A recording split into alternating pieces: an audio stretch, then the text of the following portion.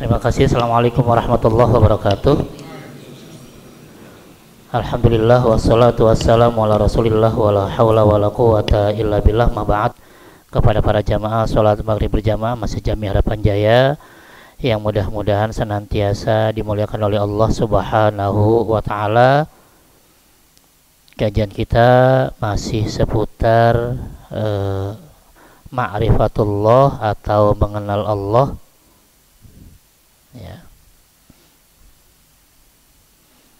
Dan kemarin sudah kita bahas sedikit tentang dasar-dasar dari ma'rifatullah, yaitu ada 3 mazhab, yang 2 disebut sebagai imam ahlu sunnah wal jamaah, ya, yaitu imam Asy'ari, ya, dengan mazhab Asy'ari. Lalu yang kedua imam Maturidi, yang keduanya menetapkan syariat sebagai dasar utama, baru kemudian akal yang mengikuti syariat. Sedangkan sebaliknya mazhab Mu'tazilah yang mengatakan justru akal yang lebih dulu, baru syariat mengikuti akal.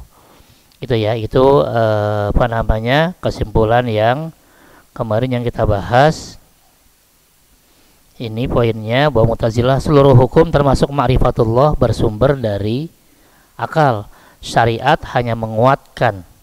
Sedangkan yang 2, baik mazhab Asy'ari mengatakan seluruh hukum termasuk ma'rifatullah bersumber dari syariat. Akal sehat menegaskan dalil syariat, ya. Sedangkan yang tadi Mu'tazilah dibalik, seluruh hukum termasuk ma'rifatullah bersumber dari akal. Syariat berfungsi menguatkan akal. Terus masalahnya apa? Nanti masalahnya zaman sekarang. Sehingga muncullah sekarang disebut aliran sepilis. Ya, bukan penyakit nih ya, tapi penyakit lebih berbahaya daripada sepilis. Bahkan sudah ada fatwanya. Kemarin lupa mau saya munculkan, nih fatwanya nih. Fatwa dari MUI tentang aliran sepilis. Ya, pluralisme, liberalisme dan sekularisme dibalik, ya. Ini sudah ada fatwa MUI tahun 2005, sudah lama fatwanya. Tapi sekarang muncul lagi. Ya, dikatakan di sini tahun 2005 bahwa akhir ini berkembang paham pluralisme, liberalisme dan sekularisme agama serta paham-paham sejenis lainnya di kalangan masyarakat. Ya, intinya kita langsung ke poinnya. Ini ujung dari Mu'tazilah tadi yang mendewakan akal. Nanti larinya ke sini. Ini panjang sekali, ada ya, ada 9 halaman. Oke, kita masuk ke sini. Pluralisme agama adalah suatu paham yang mengajarkan bahwa semua agama adalah sama. Itu sudah ada sejak tahun 2005. Jadi ramainya sekarang. Udah ada dari dulu. Ya. Dan karenanya kebenaran setiap agama adalah relatif, tidak ada kebenaran absolut. Ya, udah nggak usah ngomong paling benar deh, semua agama benar semua. Ya ini bahaya, namanya pluralisme. Sudah ada fatwa MUI tahun 2005. Oleh sebab itu setiap pemeluk agama tidak boleh mengklaim bahwa hanya agamanya saja yang benar, sedangkan agama yang lain salah. Pluralisme agama juga mengajarkan bahwa semua pemeluk agama akan masuk dan hidup berdampingan di surga. Jadi tadi surga itu ada surga buat orang Islam dan orang-orang non-Islam. Kata pluralisme. Beda dengan pluralitas. Kalau pluralitas agama adalah sebuah kenyataan bahwa di negara atau daerah tertentu terdapat berbagai pemeluk agama. Kalau kita pluralitas, iya. Di Indonesia lebih dari satu agama, pluralitas. Tapi kalau pluralisme, semua agama sama, sebuah agama ada surganya. Ini yang bahaya. Lalu liberalisme agama adalah memahami agama, memahami Quran, memahami sunnah, tapi hanya menggunakan akal pikiran yang bebas. Iya, ini dari faham Mu'tazilah tadi. Yang penting akal nomor 1. Dan hanya menerima doktrin-doktrin agama yang sesuai dengan akal pikiran.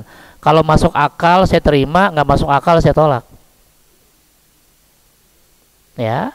Dan yang ketiga, sekularisme.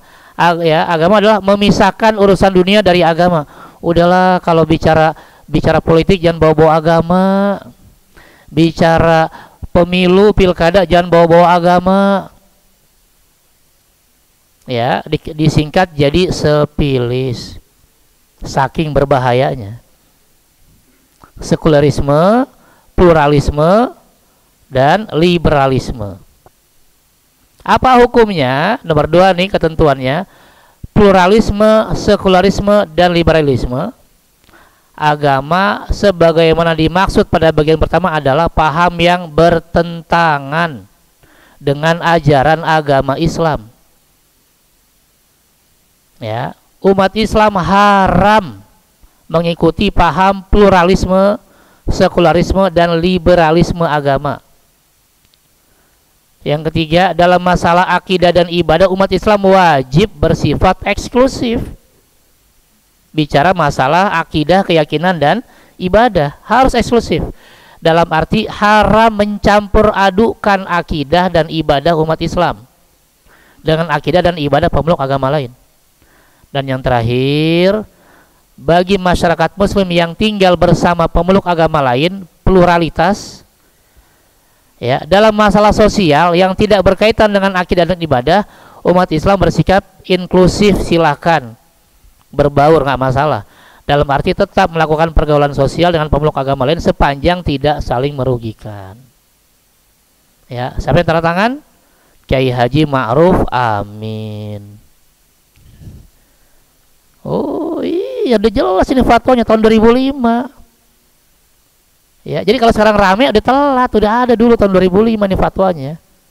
Jadi hati-hati yang mengatakan semua agama sama, salam lintas agama, semua salam nyampur. Nanti ke sini larinya.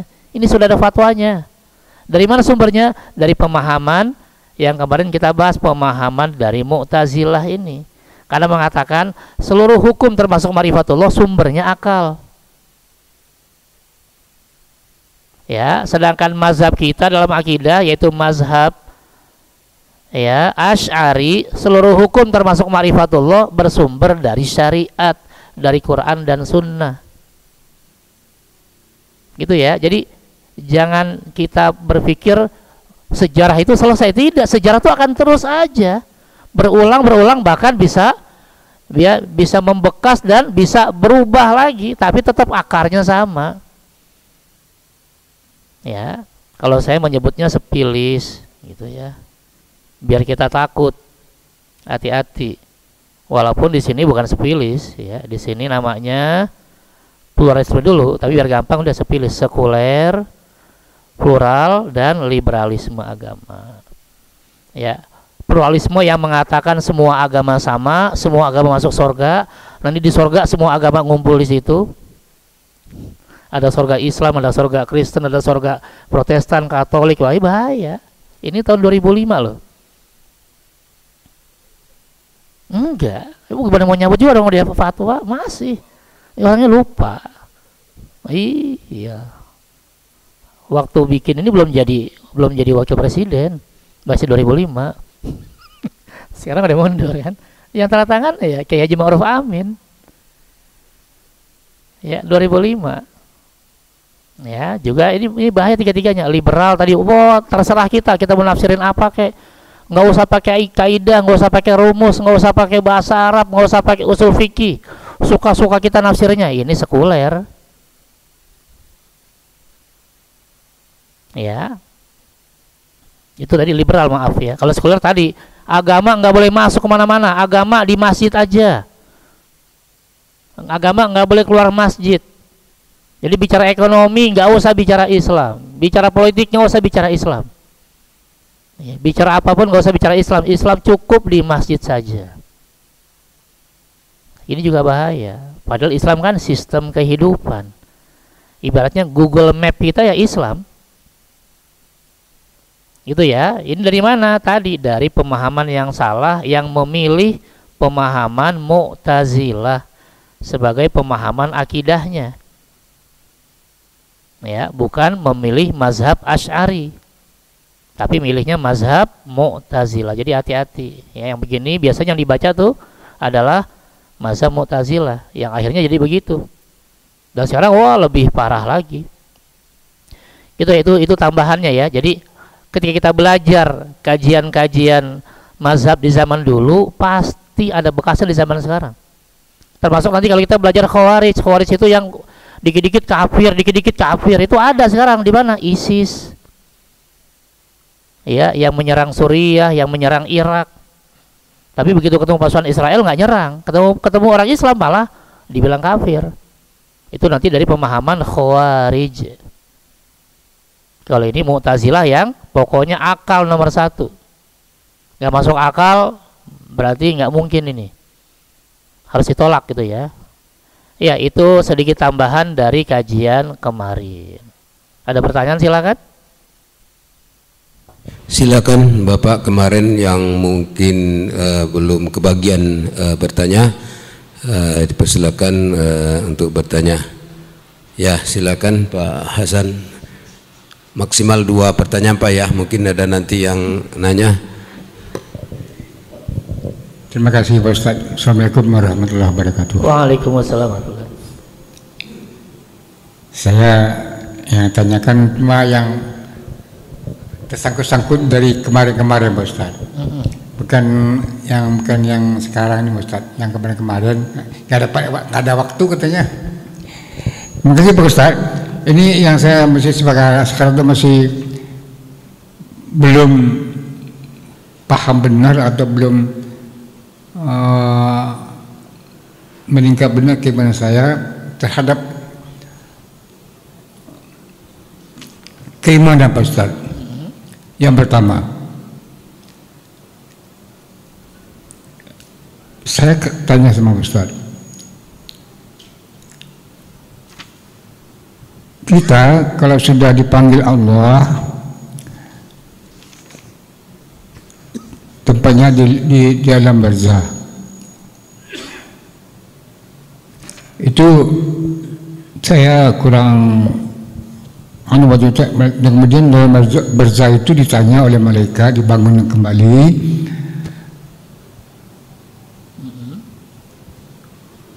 Kemudian yang saya tanyakan Pak Ustaz, kejadian itu bisa nggak dijelaskan atau diterangkan ayatnya, dalilnya ada nggak yang menyatakan hal demikian? Itu yang pertama Pak Ustaz. Yang kedua, mengenai takwa. Kata Pak Ustaz dulu pernah bilang. Kenapa takwa? Takwa. Meningkatkan takwa. Ada seorang wadon itu kan orang yang nggak benar Pak Ustaz. Dia mau ngasih minum seekor anjing. Kemudian dia dimasukkan oleh Allah ke surga. Jadi yang saya tanyakan situ, ada nggak ayatnya yang menyatakan hal demikian Pak Ustaz? Terima kasih. Assalamualaikum warahmatullahi wabarakatuh. 2 kali. Waalaikumsalam warahmatullahi wabarakatuh. Silakan Bapak yang lain, kami harapkan pertanyaannya sekitar apa yang dibahas pada kajian ini ya, mengenai ma'rifatullah. Assalamualaikum warahmatullahi wabarakatuh. Saya menanyakan yang Bapak baru jelaskan tadi, bahwa di masjid itu tadi kalau nggak salah dengar Pak ya, jadi membicarakan masalah politik, masalah cari nafkah atau bisnis itu kalau nggak salah tidak diperkenankan, malah justru diperkenankan Pak. Diperkenankan. Boleh bicarakan apapun. Kan kalau di sini itu, di masjid sini kan dilarang, jangan membicarakan bisnis di masjid. Oh, kalau bisnis nanti ada poin-poinnya. Ya. Terus politik juga, tapi politik tetap aja di sini sering dibicarakan. Yang saya tanyakan waktu zaman Rasulullah itu kan tempat pertemuannya satu-satunya kan di masjid, beda dengan sekarang. bisa di masjid atau di luar masih banyak tempat untuk pertemuan, di rumah makan atau di warung kopi atau di mana itu. Jadi waktu zaman Rasulullah untuk membicarakan masalah-masalah itu apa di dalam masjid atau di luar masjid, Pak? Terima kasih, Pak.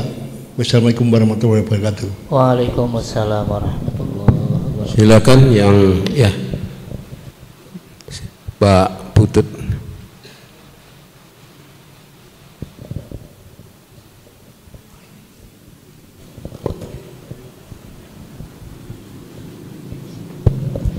Terima kasih. Bismillahirrahmanirrahim. Assalamualaikum warahmatullahi wabarakatuh. Waalaikumsalam. Ustadz yang kami hormati, menyimak tadi dalam fatwa MUI di dalam konsiderannya menetapkan ada menetapkan antara lain tadi ada 3 tadi, ada liberalisme, pluralisme dan sekularisme. Yang dimana intinya itu tadi menyebutkan bahwa semua agama itu adalah sama, gitu. Ya. Saya mengkaitkan dengan ketetapan Allah, syariat, hukum syariat. Bahwa hukum syariat itu tidak semuanya bisa dinalarkan. Hukum syariat? Tidak semuanya bisa dinalarkan pakai nalar iya. atau akal itu. Jadi semua kembali kepada kewajiban pada syariat. Lah, ini munculnya fatwa ini apa karena adanya munculnya hukum akli? Gitu Pak Ustadz. Karena hukum akli ini bukan ciptaan Allah kalau nggak salah. Ini kondisi dunia yang ada yang muncul di situ. Jadi ini membuat konflik dunia ini dalam kata dengan akidah kan gitu. Yang kedua Pak Ustadz, bahwa makrifat itu terbagi menjadi 3 kalau tidak salah, yaitu makrifat kaitan dengan al-tauhid, yaitu di mana memperoleh makrifat dengan mengenal Allah itu melalui syahadat. Ada makrifat yang dengan mengenal Allah melalui akal pikiran, yaitu al-burhan, gitu. Ada yang tinggal makrifat hakiki, yaitu dari hati nurani. Nah, yang ingin saya tanyakan Pak, dari tingkatan-tingkatan makrifat ini mana yang paling makomnya yang paling tinggi dan yang mendekati dalam ketauhidan dan keyakinan? Itu aja Pak Ustadz. Terima kasih. Wassalamualaikum warahmatullahi wabarakatuh. Waalaikumsalam warahmatullahi wabarakatuh. Masih ada Bapak? Kalau enggak saya menambahkan pertanyaan Pak Ustadz. Dari sisi sejarah 3 aliran ini mana yang lebih dulu Pak Ustadz? Apakah munculnya Mu'tazilah itu karena tidak puas dari Asy'ariyah itu tadi apa gimana gitu, dan Maturidi. Jadi secara urutan tahun barangkali apakah mana yang lebih dulu gitu? Apakah Asy'ariyah, apakah Maturidi, apakah Mu'tazilah gitu? Bisa jadi orang yang Mu'tazilah nggak puas dengan pendapat Asy'ariyah baru muncul, apa begitu? Dari sisi sejarah duluannya mana gitu? Yang kedua mungkin nggak terkaitan dengan yang bahas hari ini, yang 2 pekan yang lalu kemarin disampaikan bahwa di zaman Nabi tasawuf itu belum ada gitu, artinya cukup dengan akidah dan ibadah saja gitu. Namun di dalam hadis hadis kalau di hadis arba'in itu ya, kan ada 3 udah ada Jibril, hadis Jibril istilahnya ya, ada akhirnya ihsan itu kan lebih mengarah kepada tasawuf sebetulnya ya. Nah, bagaimana, apakah di zaman Nabi itu ihsan itu seolah-olah tergabung dalam yang 2 itu, bagaimana? Karena secara tele-tele kan 3 ya. Kenapa di zaman Nabi dan para sahabat ada lebih memfokuskan ke 2 itu saja gitu? Itu saja. Barangkali masih ada Ibu di belakang. Ya, itu saja baru Ustaz. Tes, ya, makasih. Bicara tentang alam barzakh itu, jadi gini, kita lihat dulu apakah masalah ini adalah masalah yang bisa kita indra atau tidak, gitu ya. Diindra atau tidak, atau masalahnya masalah yang bisa tadi ya diindra, atau masalah lainnya disebut dengan metafisika atau gaib. Ketika bicaranya gaib berarti mau nggak mau dalil satu-satunya adalah dari Allah ya, melalui lisan Rasulnya. Nah, bicara alam barzakh itu kan bicara gaib, berarti juga dalilnya harus dari Al-Quran dan Sunnah, itu ya. Nanti itu maksudnya sebenarnya ke buku 3 itu bicara alam barzakh ya, ada di halaman 34 ini ya. Ya, pembahasannya ada di buku 3. Nanti di sini coba saya lihat dulu ya. Minimal ada 3 pembahasan masalah alam barzakh itu. Ringkasannya gini. Di alam barzakh itu pertama namanya fitnah kubur. Kedua, nanti ada nikmat kubur ya. Ketiga, baru nanti ada azab kubur. Ini yang diamini oleh ahlu sunnah wal jamaah. Apa tuh fitnah kubur? Pertanyaan ya, munkar nakir kepada siapapun yang sudah wafat. Dan kata-kata kubur ini bukan maksudnya kubur-kuburan, bukan. Kubur itu karena bahasa kita ya, bahasa kubur yang dimaksud dalam akidah adalah siapapun yang wafat di satu tempat. Kalau dia meninggalnya dimakan ikan paus ya berarti kuburannya di perut ikan paus, bukan gimana yang meninggalnya ini ya, dia meninggalnya di mana, disitulah dianggap. Jadi kubur itu tempat di mana dia wafat dan dimakamkan. Kalau emang nanti dia masuknya ke perut ular ya udah berarti kuburnya di situ gitu ya. Jadi bukan harus kuburan yang digali dulu nanti di ini, bukan. Itu kubur bahasa Indonesia, bukan bahasa Arab. Sehingga nanti jangan katakan, "Wow, gimana yang meninggalnya di laut tenggelam, nggak ketemu." Berarti dia nggak ditanya-tanya dong. Ya tetap ditanya. Itulah yang disebut dengan fitnah kubur. Nanti ditanya sama malaikat munkar nakir. Yang bisa jawab mendapatkan nikmat kubur. Nanti di sini banyak pendapat ya. Di antara pendapatnya adalah nikmat itu ruhnya ya, ruh akan dibawa ke surga. Sedangkan yang nggak bisa jawab, ruhnya dibawa ke neraka, jasadnya masih di bumi gitu ya. Karena itulah yang mendapatkan nikmat kubur nggak sempurna nikmatnya, karena cuma ruh yang merasakan kenikmatan. Yang mendapatkan siksa kubur juga ya, azabnya nggak sempurna karena cuma ruhnya yang diazab. Nanti ketika hari kiamat dipertemukan kembali ruh dan jasad, barulah nanti ruh dan jasadnya yang akan masuk surga mendapatkan semua kenikmatan yang sempurna, atau dia mampir atau kekal di neraka, disitulah mendapatkan azab yang sempurna karena ruh dan jasadnya.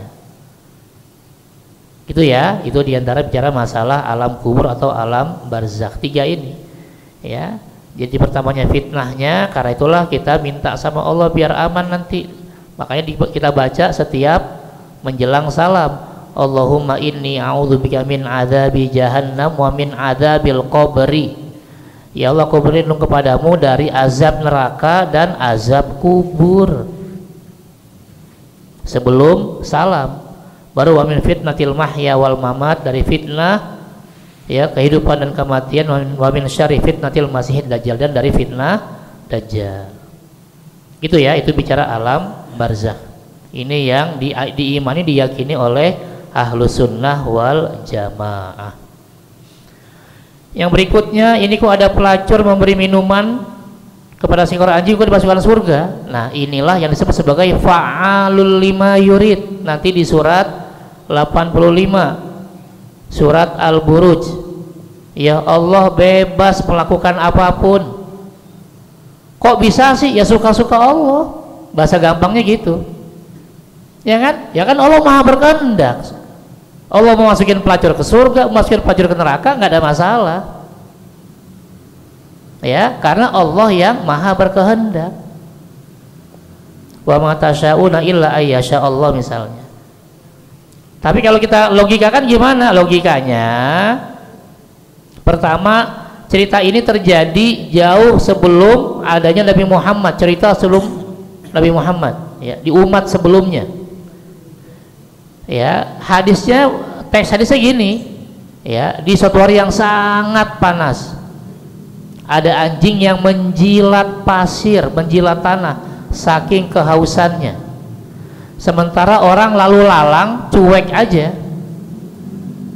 nggak ada yang kasihan. Ya, jadi saking ausnya ini anjing, dia sampai jilat-jilat tanah, jilat-jilat pasir. Tapi orang lalu lalang cuek, nggak ada yang ngasih bantuan.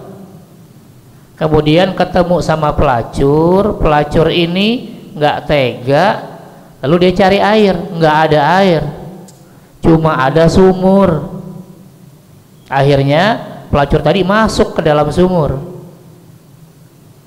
Ternyata di sumur tadi nggak ada gayung, nggak ada ember, nggak ada apapun buat ngambil airnya.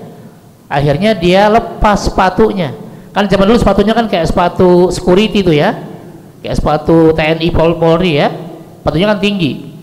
Dilepas, kemudian diisi sepatunya tadi dengan air. Mau naik ke atas bingung dia gimana. Begitu dia mau ngerayap susah, akhirnya dia sambil ngerayap naik ke atas digigit tuh sepatunya. Jadi kira-kira usahanya maksimal nggak? Maksimal. Udah dinyemplung ke sumur, dia juga akhirnya lepas sepatunya, digigit sepatunya sambil naik ke atas. Setelah naik ke atas sambil gigit baru dia dekatkan sepatunya ke anjing tadi, dan anjing tadi minum. Ya, minum dari ya air yang diberikan oleh pelacur tadi. Maka bahasa hadisnya fasyakarallahu lahu faghfarolah. Allah berterima kasih pada pelacur ini karena telah menolong ya makhluknya, yaitu seekor anjing. Faghfarolahu, terima kasihnya Allah itu dengan mengampuni semua dosanya. Boleh nggak? Ya boleh-boleh aja, kan Allah Maha Pengampun, Maha Penyayang. Jadi nggak usah repot-repot, dia punya anak, anaknya disalib, oh, itu mah puyeng. Ya, untuk ngampunin dosa itu cukup, tinggal ngampunin, selesai. Innallaha ghafurur rahim, Allah Maha Pengampun, Maha Penyayang. Ya, jadi itu kenapa kok bisa, karena ada hadisnya mengatakan fasyakarallahu lahu, Allah berterima kasih pada dia, pada yang ngasih minum tadi, karena usahanya sudah maksimal. Di saat yang lain cuek, nggak ada yang mau ngasih, dia malah ya repot-repot masuk ke sumur, lepas sepatunya, dia sambil jalan, sambil gigit sepatunya. Lalu dia datang ke anjing tadi, dia berikan minum dengan ya dengan perlahan gitu ya, dengan penuh kelembutan, sehingga Allah berfirman di sana fasyakarallahu lahu faghfarolah. Allah berterima kasih dan Allah mengampuni dosanya. Nggak ada masalah. Toh dia kan juga masih bertauhid. Selama di dadanya ada tauhid, masih ada kemungkinan untuk taubat. Dan ini diantaranya. Gitu ya. Wallahu a'lam. Ya, jadi itu ada hadisnya ya. Dan tapi terjadi di masa sebelum Muhammad SAW. Kan anjing najis. Najisnya anjing masih beda pendapat kalau kita nanti belajar 4 mazhab. Ya, mana buktinya? Ashabul Kahfi bawa apa? Bawa anjing. Ya, maka dari 4 mazhab nanti timbul 3 pendapat bicara najisnya anjing. Jadi kita mau bahas fikih lagi nih ya. Nantilah ya. Ya, intinya yang menajiskan anjing adalah mazhab Syafi'i dan Hambali. Najis ain, semua yang dari anjing najis. Yang mengatakan yang najis cuma airnya aja, air liur, air mata, maaf air kencingnya, itu adalah mazhab Hanafi Sedangkan mazhab Maliki anjing nggak najis sama sekali. Ya, jadi najisnya anjing masih beda pendapat gitu ya. Mau dibahas dalilnya nanti panjang lagi nih. Ya, cuma oh besok saya beli anjing aja boleh ketemu saya, jangan. Kita di sini ya, mazhab Malik itu di sana di Afrika bukan di sini. Ya, Indonesia, Asia Tenggara itu pakainya Syafi'i dan Hambali, jelas itu najis. Ya. Jangan gara-gara itu besok pada beli anjing semua. Oke ya, fungsi masjid di zaman Rasul zaman sekarang sama saja. Di zaman Rasul itu fungsi masjid itu untuk semua kegiatan ya. Tadi Ipolexosbud Hankam tuh di masjid semua. Ideologi, politik, ekonomi, sosial, budaya, keamanan itu semua dibicarakan di masjid. Bahkan bicara jihad pun, bicara perang pun ya, bahkan bicara latihan pedang pun di masjid. Kan di zaman sekarang sudah ada pos RW, ya nggak apa-apa selama bicara kebaikan. Misalnya pos RW-nya lagi direhab, lagi direnov, boleh pakai masjid, yang penting izin dulu ngomong. Ya, selama bicaranya kebaikan nggak ada masalah. Jangan sampai kita jualan, jangan bicara politik di masjid, tapi di apa namanya? Ya, apa istilahnya, tempat-tempat ibadah agama lain malah jor-joran ngebahas itu. Kita doang yang dilarang, kan aneh. Islam nggak pernah melarang. Justru Islam tidak boleh memisahkan antara agama dengan kehidupan, agama dengan politik, jangan dipisahkan. Justru kita kan kadang-kadang dirusak gara-gara politik, kebijakan yang salah. Ya, tetap fungsi masjid disebut apapun selama itu, satu bicara kebaikan, kedua juga ada izin, ngomong aja dulu, nggak masalah. Ya, jadi jangan mempersempit hanya sekedar buat ritual ibadah sholat saja. Oke ya, itu yang kedua. Yang berikutnya, hukum syariat tidak semua dinalarkan. Iya, secara umum semua dilarang. Makanya nanti bicara hukum syariat, ketika kita baca teks Al-Quran dan hadis, nanti dalam ilmu mantik ditanya, apakah ayat atau hadis ini, dua kemungkinan. Pertama disebutnya ma'kulul makna, ya, apakah ya masuk akal, ya, disebutnya ma'kulatul makna, atau bahasa lainnya ini ritual, ya. Apa contoh ritual? Jumlah rokaat sholat. Kenapa kok subuh 2, zuhur 4? Nggak bisa diakalin. Boleh nggak saya tuker? Saya subuhnya 4 aja lah, kan masih seger tuh ya, bangun tidur baru mandi. Zuhur kan lagi capek-capeknya kerja, 2 aja dah tukeran sama subuh, boleh nggak? Nggak bisa. Kenapa? Karena ini nggak masuk akal. Jadi nggak bisa dikiaskan, nggak bisa dianalogikan. Ada hal-hal yang sifatnya ritual. Di sini analogi nggak masuk. Contohnya tadi jumlah rokaat sholat, saya tuker aja dah. Maghribnya yang 4 karena udah sampai rumah. Ya, zuhurnya 2, asarnya 3, ya nggak bisa. Emang dari sananya begitu. Itu bicara ritual. Tapi juga banyak yang bicaranya masuk akal, namanya ma'kulatul makna. Ya, contoh yang sering banyak dipermisalkan adalah bicara tentang khomer. Ya.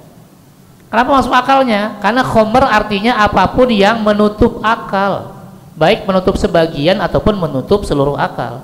Sehingga ditarik kesimpulan, apapun zat yang bisa menutup sebagian atau seluruh akal, maka dinamakan khomer.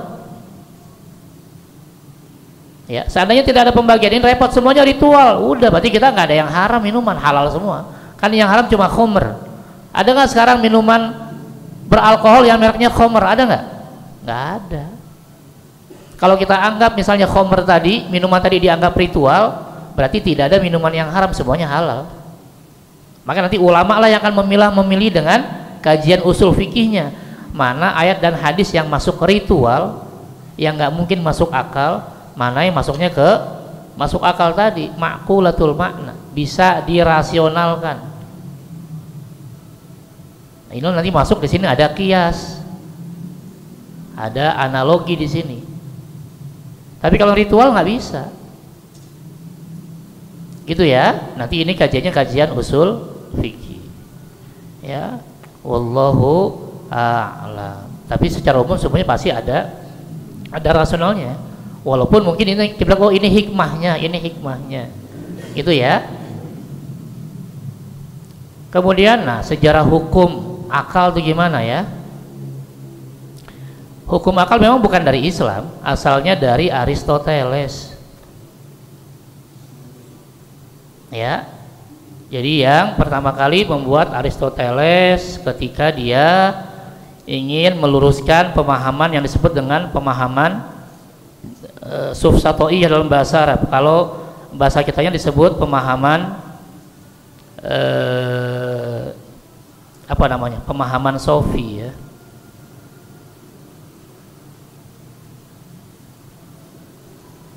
Kayaknya saya pernah nulis ringkasannya, coba ya, mudah-mudahan masih ada. Sebentar. Aristoteles.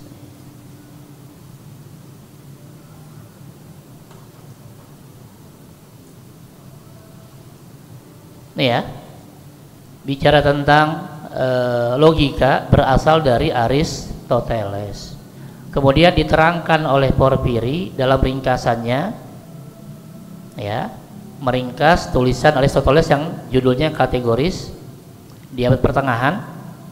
Lalu nantinya karya Porfiri ini diterjemahkan ke bahasa Arab oleh para sarjana di Baitul Hikmah di era Khalifah Al-Ma'mun bin Harun Ar-Rasyid. Kalau nggak salah dia khalifah ke-9 dari Bani Abbasiyah. Ya. Karena Khalifah Al-Ma'mun ini beliau pecinta bacaan dan juga suka banget dengan yang namanya filsafat. Akhirnya ya karena dia presiden kan, gampang aja, tinggal bikin Baitul Hikmah atau nama sekarang namanya House of Wisdom, ya, tempat atau rumah kebijaksanaan. Di situ nanti dicarilah para pakar-pakar bahasa Arab yang juga pakar bahasa asing. Mulailah penterjemahan buku-buku asing ke bahasa Arab, terutama buku-buku filsafat. Sekaligus tadi menjawab Pak Haji ya, karena Khalifah Al-Ma'mun itu menganggap mazhab Mu'tazilah jadi mazhab resmi di zamannya. Ya, jadi pernah Mu'tazilah menjadi mazhab resmi di zaman Khalifah Abbasiyah, sehingga ulama-ulama Ahlus Sunnah wal Jamaah ya dipenjara dan disiksa, ya, kecuali dia mau mengakui mazhab Mu'tazilah tadi yang mendewakan akal. Bahkan tidak sedikit yang wafat di penjara karena menolak itu. Ya, kemudian di era ini kalau nggak salah nama penterjemah yang paling seniornya itu Al-Muqaffa namanya. Ya, ditulis di masa era Abbasiyah, lalu dipelajari oleh para ilmuwan Islam, biasanya nanti Al-Farabi, lalu Ibnu Sina. Maka nanti kalau kita mendalami filsafat, ada guru pertama Aristoteles, guru kedua Al-Farabi, guru ketiga Ibnu Sina. Kemudian dinukil oleh Imam Ghazali dalam kitab Mi'yarul Ilmi, standar ilmu. Itu di sejarahnya. Jadi asalnya dari luar, dari Yunani. Ya, kemudian tadi oleh Porfiri, lalu kemudian diterjemahkan, masuk lagi tadi ke Al-Farabi, kemudian Ibnu Sina, lalu kemudian ke Imam Al-Ghazali. Ini sejarah awalnya. Berulah nanti Imam Ghazali serius fokus baca buku-buku filsafat selama 3 tahun. Karena Imam Ghazali ini dia termasuk guru besar termuda. Jadi profesor di Madrasah Nizamiyah di masa Bani Abbasiyah ini sejak usia 32 tahun. 32 tahun jadi profesor. Ya, beliau dikenal dengan gelarnya Hujjatul Islam. Dalil tentang Islam semua ada di Imam Ghazali. Dan beliau uniknya dalam masalah akidah mazhabnya Asy'ari, dalam fikih mazhabnya Syafi'i. Ya, itu dasarnya ya, dari Aristoteles, nyambung ke ya Khalifah Ar-Rasyid, lalu didalami oleh Al-Farabi, lalu Ibnu Sina, terakhir oleh siapa? Imam Al-Ghazali. Banyak nanti ulama yang mendalami filsafat, diantaranya Al-Kindi, Al-Khwarizmi. Al-Khwarizmi termasuk ahli filsafat tapi juga banyak penemu ilmu matematik. Aljabar atau algoritma itu dari Al-Khwarizmi. Orang barat nggak bisa ngomong Al-Khwarizmi, ngomongnya algoritma. Beliau penemunya. Beliau juga penemu angka 0.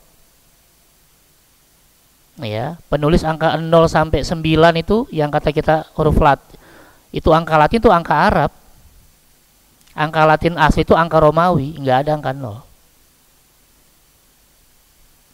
Ya, terus nah ini dia nih, dari Yunani ke dunia Islam. Aristoteles, Al-Farabi, lalu Al-Ghazali. Ya. Mana nih tadi? Nih ya. Nanti Al-Ghazali membuat banyak tulisan. Pertama tentang ya, apa tadi di sini? Tulisannya menjelaskan tentang masalah filsafat setelah membaca filsafat selama 3 tahun. Ya. Jadi beliau menjelaskan nanti ada maqasid, tujuan filsafat. Nanti di sini penjelasan lebih lanjutnya ada tahafut. Ya, dan ini yang paling kunci, mi'yarul ilmi, tentang dasar-dasar keilmuan. Nah, nanti ini bicara tentang Imam Ghazali, dan terakhir juga Imam Ghazali. Nah, ada juga ulama yang menolak, diantaranya nanti Imam Nawawi, Imam Ibnu Shalah, termasuk Imam Ibnu Taimiyah menolak ilmu logika atau mantik. Tapi lagi penolakan Ibnu Taimiyah dibantah lagi oleh ulama yang lain. Ya. Dengan katakan ar-rad 'alal mantiqiyah, bantahan terjadi. Itu ya, jadi mereka dari dulu ya nggak masalah, yang nolak bikin buku, yang dukung bikin buku. Oke ya, itu sedikit tentang bicara nih Imam Ghazali yang akhirnya merumuskan kembali tentang filsafat, mana yang lurus, mana yang belok, mulai dari bukunya Maqasid Falasifah, tujuan para filsuf, lalu Tahafut Al-Falasifah, kerancuan para filsuf, yang ketiga Mi'yarul Ilmi, standar ilmu, lalu Al-Iqtisad fil I'tiqad, moderasi dalam berkeyakinan atau dalam keimanan, dan buku yang banyak dipakai di pesantren Ihya Ulumiddin, menghidupkan ilmu-ilmu agama. Ya, total tulisannya 228 judul Imam Ghazali. Dalam hampir semua bidang keilmuan beliau tulis. Zaman sekarang dilecehkan, bingung ya. Oh, nggak punya ilmu, geleng-geleng kita. Yang melecehkan malah satu buku pun nggak nulis. Melecehkan orang yang nulis sampai 228 karya yang diterima di dunia internasional. Ya, jadi ada orang nggak ngajinya nggak benar, jadi begitu dikit-dikit jelekin orang dulu. Oke ya, itu tadi sedikit tentang rasional ya, atau nama lainnya adalah ilmu mantik. Mantik atau ilmu logika. Oke, tingkatan makrifat, iya, ini ada 3. Ini kalau kita kajiannya kajian tauhid, kalau kita pakai kajiannya ya kajian ilmu ya akidah. Ya. Kalau ilmu akidah nanti ujung-ujungnya memang kajian syahadat. Karena nanti kan Quran Sunnah yang bahas. Tapi kalau kajiannya pakai akal, nanti nama ilmunya tadi ilmu mantik. Ya, ini bagian dari ilmu filsafat. Nah, sedangkan yang hakiki nurani ini bagian ilmu tasawuf. Jadi semua ada bagiannya. Dan semua sama, bicara tentang makrifat. Ya, mengenal Allahnya mau lewat mana? Mau lewat Quran Sunnah ya ilmu akidah.